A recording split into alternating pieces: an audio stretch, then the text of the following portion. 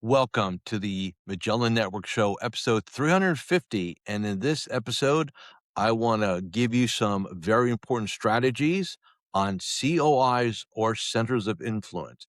For those of you who don't know me, my name is Coach Joe Lucas. For over 32 years now, I have been specifically coaching financial advisors, over 75,000 individual sessions, tens of billions of dollars of assets raised, hundreds of millions of dollars of additional revenue created. And if we look at it from a valuation standpoint, I don't know, maybe I'm the billion-dollar coach. We'll see. So in this episode, let's talk a little bit about COIs and centers of influence. And this is where I think a lot of advisors, there's a couple of mistakes advisors make. So I want to talk about those first.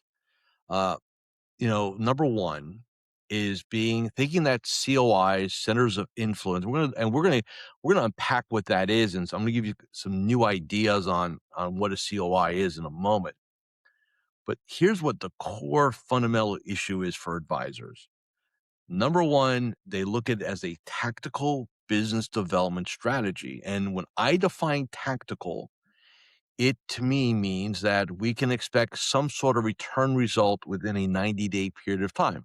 So, for example, if you're doing digital marketing, if you're doing seminars, right, if you're doing other things, referrals, optimization, we could say that every 90 days there's going to be some results, some growth from those strategies.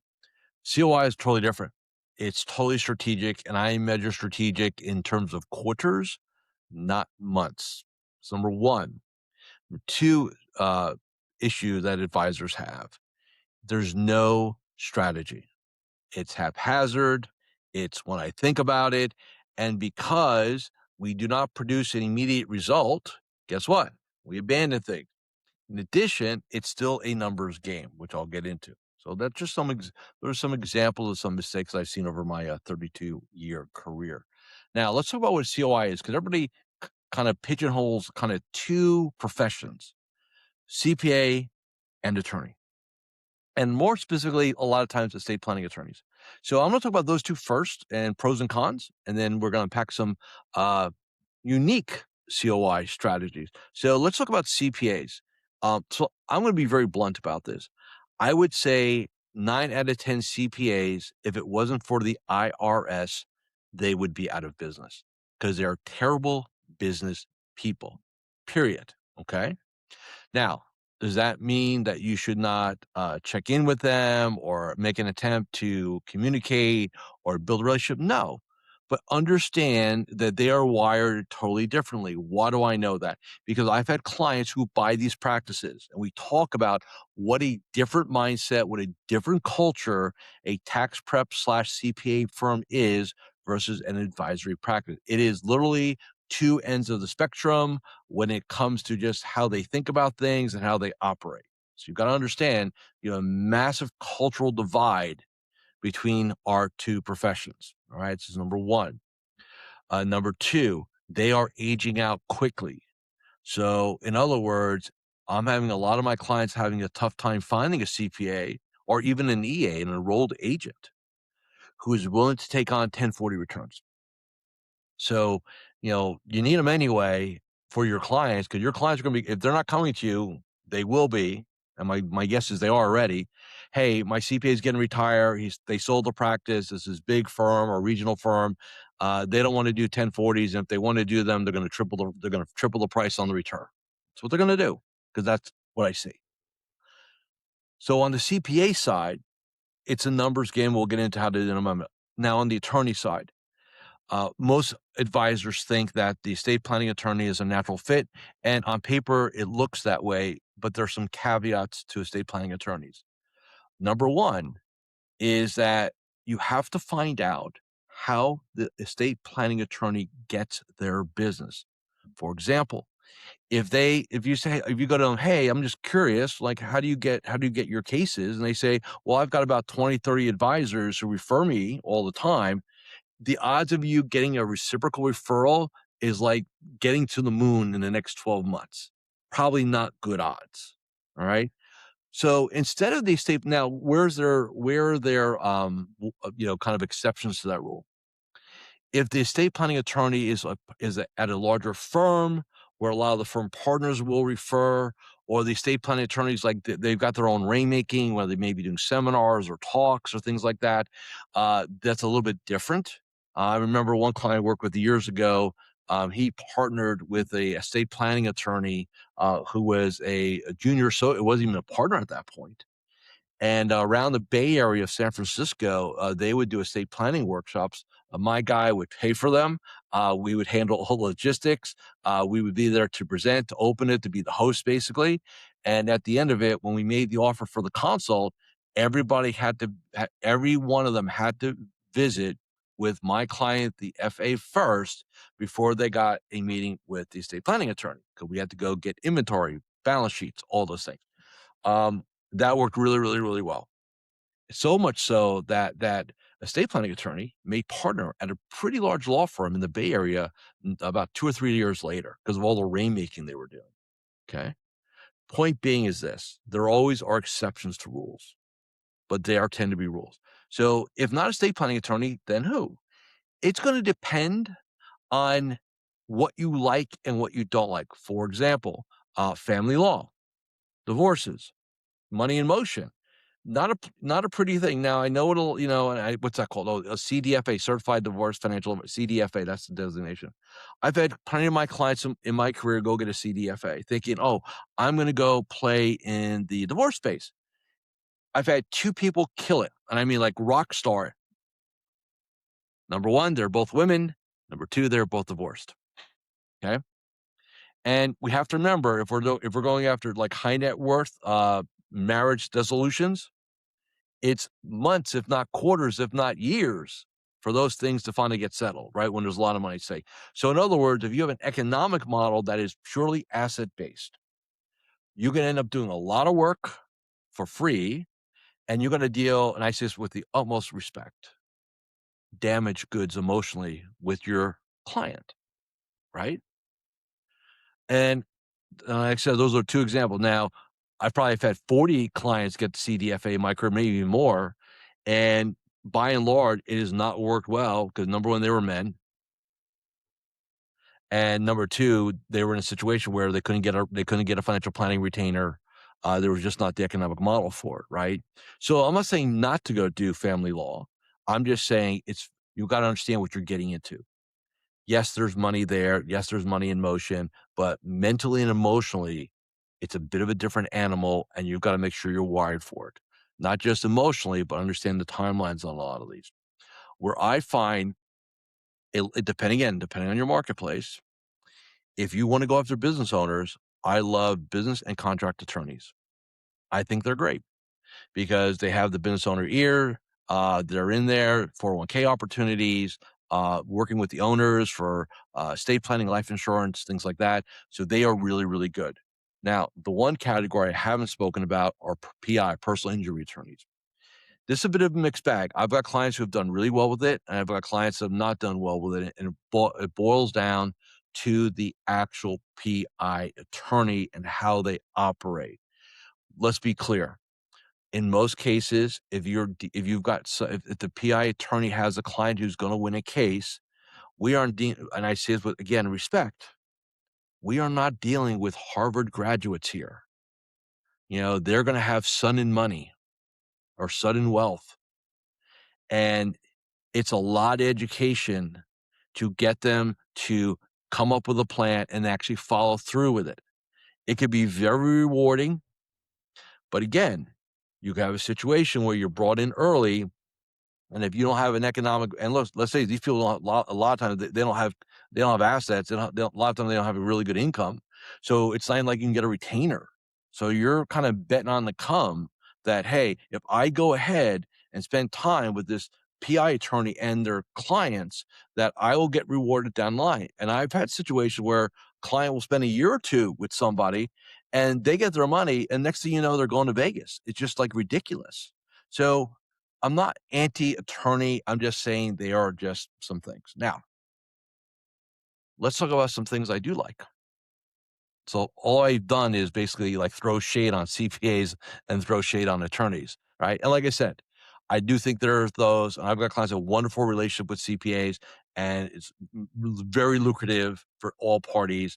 Again, whether it's a just a reciprocal referral relationship or there's actually an economic joint venture, and there's a two obviously they're two different things.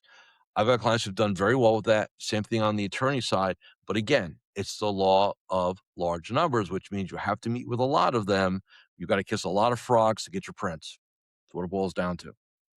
But let's talk about some non-typical COIs. And let me explain why I love these. And again, marketplace. So let's just say executive slash retiree rollover. Okay, that marketplace. Your best friend is an executive coach, someone who is brought in by the organization to offer executive coaching services to their director level, VP level, C-suite level people. Why is that? Why are they great COIs? Because they're going to talk about things that stress the executive out. And I will tell you from my own experience talking to my clients who play in this space, retirement planning is a big stressor. Am I putting enough away? When can I retire? What's going on? Am I doing the right thing? Especially now if they've got stock options and RSUs and things like that, then again, you could be a rock star to an executive coach. So how do you find them? If you have clients that are executives or retired recently, just ask the question, hey, in your career or currently, do you work with any executive coaches? The answer is yes. Great. Would you mind introducing me to them? I would like to build my network. They're going to do it because they're your client. Why not? Right. And you're going to find that the right executive coach is worth 10 CPAs to you. They just are. Okay. So that's one area for sure. Now, if you want to go in more of the senior space, there are life coaches who specialize in life transition. So these are people that help people navigate, again, retirement. You go find them. Like next question is, where do you find them? Talk to your clients. So we don't want to go, oh, let's get a list and let's bang people out on LinkedIn and all that. That's really very ineffective and not necessary. So I want you to, this is about leveraging. So here's the thing, leverage through your clients. Find out who does their taxes, who they consider to be their attorney. If they're working in executive, hey, have you worked with any executive coaches before? If they're retired, hey, have you ever brought in like a life coach or a consultant to help you? This is a big one. I'll share now. There are two others that are non-typical. There are consultants who will help a family determine which assisted living slash memory care facility mom and or dad should go to. And part of that is a financial analysis to see what they can afford. Again, if your model is planning, then asset management for a fee, the planning part, then that's a wonderful place. The other place, depending on the state, there are professional fiduciaries that are assigned by the courts to act in a person's best interest of either age, diminished capacity, or whatever. Again, very unique, very niched, but you get the right one, it's worth, again, 5 to 10 CPAs. Now let's talk about business owners. I love me some business owners. Business coaches, EOS implementers, marketing coaches or consultants, benefits consultants. They're worth more, they are worth more to you than a CPA and or an attorney. How do you find them? You have business owner clients, ask. Just like we did with the executives, right? Hey, I'm just curious. Have you ever worked with a business coach, a marketing coach, EOS implementer, benefits consultant, right? You just don't know. So you ask. And I'm telling you, you will find gateways. Many advisors overlook these because they are non-typical. All right. So I just want to my goal here in this episode is to expand your thinking, because this is what I talk to my top clients about. When we talk about COI strategies, I just don't sit there and say, okay, let's talk about the attorneys, let's talk about the CPAs, and that's it. Like I want to say, okay, who do we serve? Who else serves that person? And that's where I want to go. Now let's talk about numbers, and I'll talk about strategies in a little bit. I've done some studies on this, like napkin studies, so nothing scientific. I will tell you that if you want to have meaningful relationships with about 5 COIs, which is if I were to poll my clients would be like kind of the one hand magic number, you're probably going to need to take at least 50 meetings, 50, 50. And this is the problem for most advisors. They have squirrel brains. They get impatient. They don't see a return. They don't play the long game. And then they create no momentum. All right. Now, if I'm dealing with CPAs, what am I looking for? I want somebody that already has a relationship with a financial advisor. Why? Because that almost sounds like, well, that makes no sense. Like they have somebody. What do I want to talk to them? Because they already have the psychology. That's why. They already have the behavior. You just got to get on their dance card. A lot of advisors want to go talk to a CPA that doesn't have somebody to refer to. It's not because they've never been approached. They just don't want to do it. Now, that could change over time as the economic realities of the shrinking 1040 profit margin happens. But by and large, you don't want to go to the CPA that has no one, unless they're a brand new CPA. You want to go to the one that has a relationship with XYZ firm and so on, and own a different space. So here's what I tell my clients. When you go to a CPA, don't be all, and this is what massive mistake advisors make.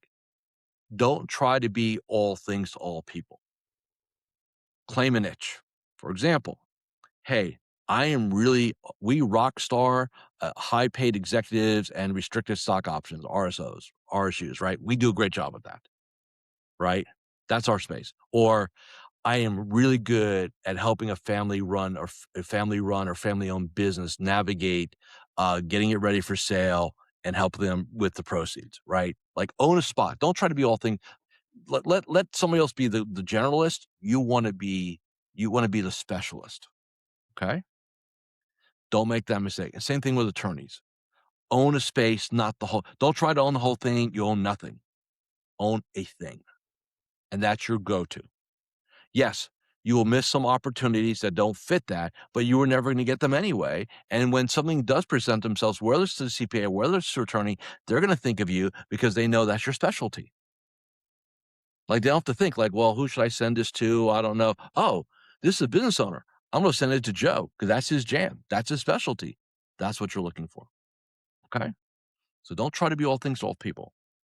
Now, what are some best practices? How do we approach? It's almost turning into a masterclass. Again, we're going to work through our clients. So I'm going to give you the languaging. Typically, I reserve this for masterclass, and I'm not going to do the whole thing because my members pay for the whole masterclass. But I want to give you enough where you can kind of work this. Number one, we never call. And I mean never, ever, ever call them out of the blue. You know why? That's what salespeople do. And please, God forbid, you go walking in their office. Just don't. All right? Here's how we do it. It's an email. Subject line. Referred to you by our client, common client, and I'm going to say Mary Smith. Just give some. So the subject line is referred to you by our common client, Mary Smith. Hey, Bill, my name is Joe Lucas. Your name came up in a conversation with our joint client, Mary Smith. Mary is in for a review very recently, and she had mentioned that she loved how you do her tax work, stuff like that. I'm her financial advisor. From time to time, I run across situations where I have to make a recommendation for someone to help my clients do their taxes or do tax consulting. Would you be open to a 10 to 15-minute Zoom phone call to discuss that possibility? Let me know. Done. That's it. Now, before you send that, I want you to go to their website and take a look and see what's going on. And let me say this too. Just because they have the appearance of having in-house wealth management does not mean that it's active or it's super not proactive. Why? Because you've got Mary's money. So if they were killing it, you would not have Mary as a client. So don't get caught up in, take the meeting anyway. Again, we're talking about phone call Zooms.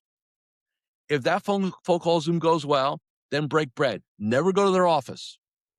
Neutral territory. Okay. Never, ever, ever, ever go to their office. You're playing an away game. They're not going to come to yours, and nor will I want that because they're going to be uncomfortable. And I need them comfortable. So neutral site, please. And like, okay, and what you do, and again, I don't want to get down the road because again, part of the masterclass. When you go to that meeting, you're not there to pitch. You're there to listen. You're there to interview. Hey, how did you become a CPA? What made you decide to go into it, right? How do you start your firm? How do you guys get business? What frustrates you the most? Like, what are some of the things you're dealing with right now as a business owner? Like, I don't care if you never talk about yourself that first meeting because they're going to come back and say, oh my God, hey, I got to get back to the office. And we never talked about your practice. I said, you know what? Why don't we just do this again in a couple of weeks? And they owe you, right? And they're going to and you're going to have the law of reciprocity on your side. So it's not about pitch decks and all this stuff. I'm there to interview them to get to understand them because when I understand them, number one, I understand who they like to work with.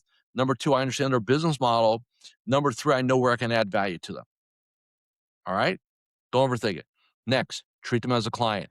What does that mean?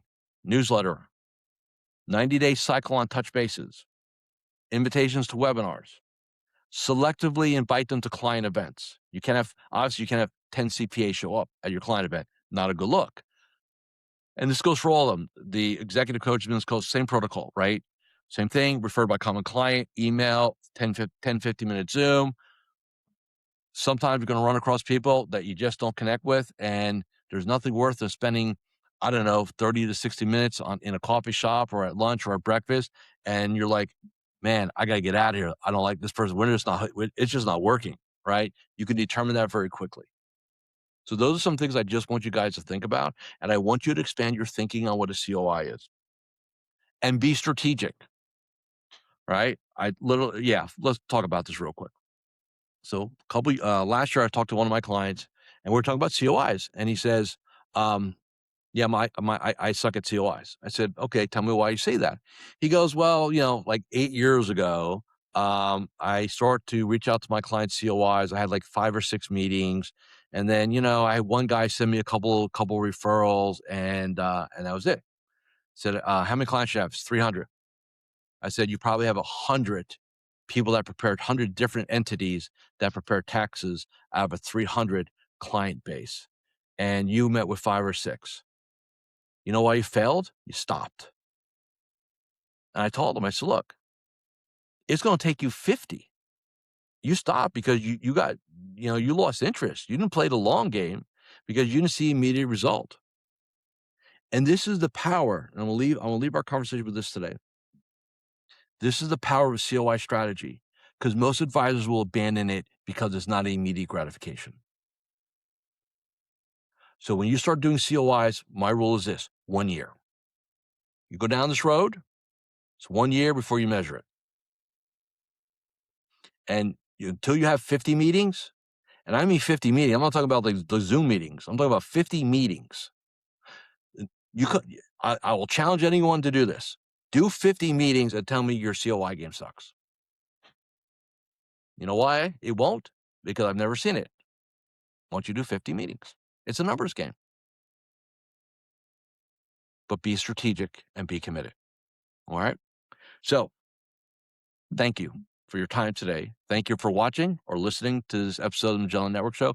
Hey, just make sure you're subscribed, whether it's on YouTube or your podcast. And we love likes and subscribes and forwards and shares with your colleagues in the game. This excites me to share my experience with everyone. It's just a passion project of mine. And if you want to find out more, just go to MagellanNetwork.net. We've got a free, I guess we'll call it, platform of tools and masterclasses that you can get 100% on me. Go check that out. And thank you. And I will see you all again in 7 days.